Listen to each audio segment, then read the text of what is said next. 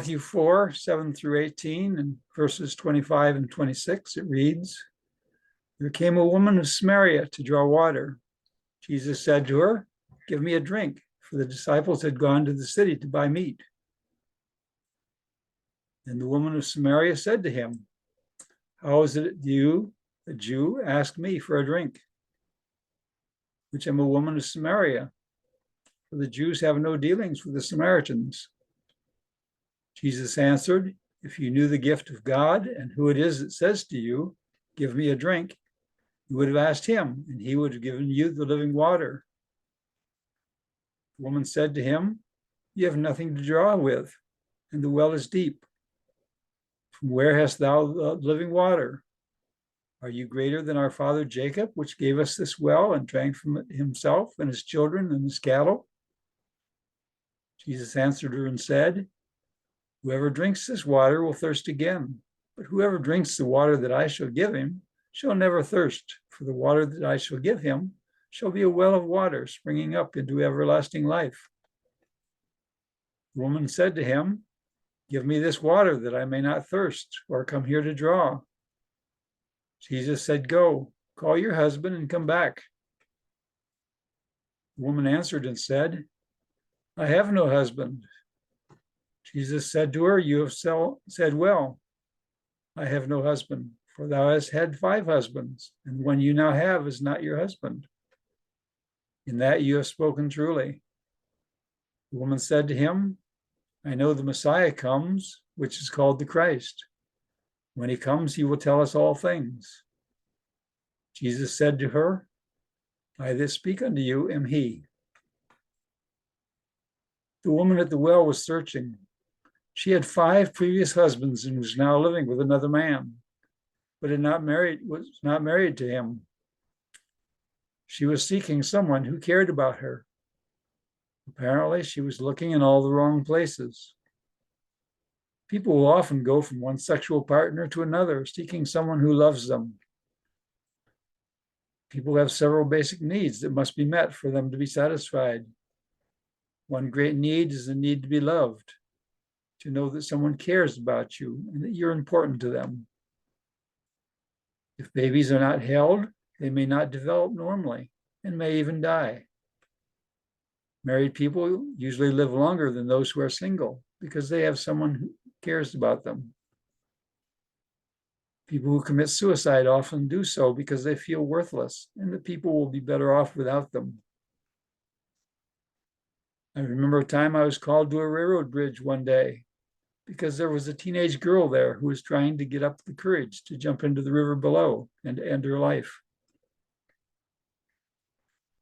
I found that she had no great disfigurement, had not been jilted by a lover, had not lost anyone close to her. As far as I could tell, she had no reason to take her life. On the other hand, she could not see any reason to go on living. It took a great deal of effort for me to persuade her that there was a reason for her to go on living. The highest suicide rate is among women in their teen years because society does not offer women anything to look forward to. Our society has begun to demonize marriage and family, which used to be about every girl's dream. Yet they have not replaced it with anything else. The highest suicide rate among men is just after retirement, when men have lost the job that gives meaning to their life, and they haven't found anything to replace it. The world tells us we evolved from a formless mass. If we evolved, then life holds no meaning for us except to survive. Life becomes a race to gather what we need to survive, and often we get tired fighting the battle. Some seek to achieve something that will last after they are gone, while the majority just seek to survive. For those with physical, mental, or social handicaps, it gets discouraging continuing to fight a battle we know we cannot win. Jesus made a simple request. He asked her for a drink of water. It was a reasonable request because the well was deep and he had nothing to draw with. However, she was surprised because she was used to being treated with contempt. Men looked down on her because she was a woman, and men did not speak to women in public beyond their wife. Jews looked down on her because she was a Samaritan. Jews would not speak to Samaritans because they did not keep the Jewish laws. But most of all, everyone looked down on her because she was divorced. She felt she was a failure. Marriage and family were every girl's dream. She had tried and failed again and again. Jesus knew who she was. He knew all about her. One telling fact was that she was at the well alone. Women gathered in the morning to get water for the day and to socialize. They probably had made it clear to her that she was not welcome to join them, so she came after they had all left. Jesus knew she was seeking and what she was seeking. She was struggling day after day just to satisfy her physical needs. Her needs ran far deeper than just to meet her physical needs. Jesus knew that the water would only satisfy for a little while, and she would have to keep coming for it. However, he had something that could satisfy her deepest needs. She needed to know that she was loved and was important to someone. God loved us enough to send his son to die for us. Not even a sparrow falls that he doesn't see, and we're worth far more to him than the sparrows. Our world is filled with lonely people who've known little more than continued failure. They do little more than survive. All they can see is trying to meet their physical needs. But Jesus calls us to live far more abundantly than we could ever imagine. He's broken the chains of sin and death that bind us and freed us to walk with God. However, many people will never know it unless we tell them. Jesus used a simple chore to illustrate to the woman that there can be more than just surviving. We can also use simple things to introduce others to Christ. The baker can introduce his customers to Jesus, who's the bread of life. Doctors and nurses can introduce their patients to Jesus, who's the great physician. One who seeks to comfort someone who has suffered the loss of someone close can introduce them to Jesus, who's the friend that never leaves us. Many people meet others who seem normal, but underneath a storm is raging, and they need to be introduced to the one who can calm the raging seas. With so much to offer, the church today wonders why the church hates it so much. I'm reminded of a book I found back in the 1970s. It wasn't a bestseller. In fact, it was a limited edition. Only a few people ever saw it.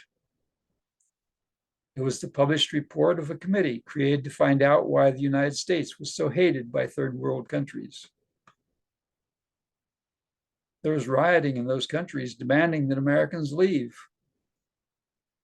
It was deep in the Cold War between Russia and the United States. Both were seeking to gain the support of third world countries in a struggle for world dominance. Russia was struggling to create a worldwide dictatorship, while the United States sought to extend democracy throughout the world.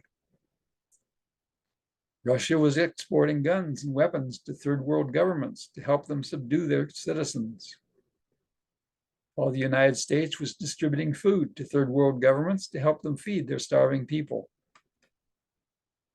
You would think that everyone would welcome the United States with open arms and rise up and throw the Russians out. However, just the opposite was true. The people hated the Americans and loved the Russians. As a result, the committee had been set up to find out why. The report was a complete surprise. They found that the Americans sent food to the countries and unloaded it on the docks. The government did not have the vehicles to transport the food, so the Russians transported and distributed the food. The people did not see any Americans distributing food. All they saw were Russians. The people saw that the Russians had brought the food and did not know that it was from the United States. The Russians told the people that America was rich but did not care about them. Therefore, the people hated the Americans and loved the Russians. Once our government began distributing its own food, the attitude of third world countries turned around. They began to welcome the Americans and threw out the Russians. It eventually resulted in the fall of the Russian Empire and eventually of Russia itself. The church today has isolated itself from the world. Members attend church but have little meaningful contact outside of church. In fact, very few have much meaningful contact within the church either. Many people see church members fighting among themselves and fighting with other churches. They see no reason to join such an organization. In addition, many churches no longer help each other or those around them. Where the church used to feed the hungry and provide clothing for those who were naked, the church today has turned a lot of the distribution over to the government. While I was working in social services, it was common for churches to send their members to us for help.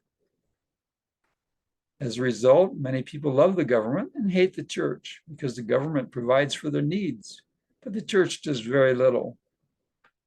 What few food and clothes distributions there are involve distribution of the items, but have make very little attempt to find out the real needs and to minister to them. The world is facing increasing crisis, and people are struggling to survive. Many physical needs are closely related to spiritual needs. While many say that depression is a physical problem that needs to be solved with drugs, the fact is that depression is the loss of hope, and that is a spiritual problem. Someone may become depressed when they no longer find meaning or purpose in their job, and so they may lose their job due to poor job performance. In addition, someone who loses their job may become discouraged because they cannot find work. Either way, help with food, utilities, and rent will help meet everyday needs. It will not solve the basic problem. The fact is that they need help getting a job. But the most important need is to find hope. Without hope, there is very little chance of them getting a job. While solving their need for food and utilities will help a little, it will remain a constant need until the basic need is met. The world says it will end world hunger by distributing food, but it does not bother to meet the real need. As a result, the need has continued to grow in spite of massive expenditures of funds. While the church has the answer, it has remained silent. As a result, the world loves the government and hates the church. The answer is for the church to take notes from the government's experience and to begin to distribute its own assistance. The most important thing is to seek to walk with God and learn the love that comes from God. As the church begins to display the love of God to its members and those around it, the world will be attracted to the church, just as it was in the days of the early church, when people were attracted to the church because they saw how they loved each other and those around them. Jesus is the hope of the world. The world will never know unless we tell them. Fields today are white and ready for harvest. People today are like the woman at the well. Their world is falling apart and they are seeking answers. The world offers them a solution. But like with poverty, it only prolongs the problem. Jesus offers us hope of a better life and showed us how to get it. Thank you.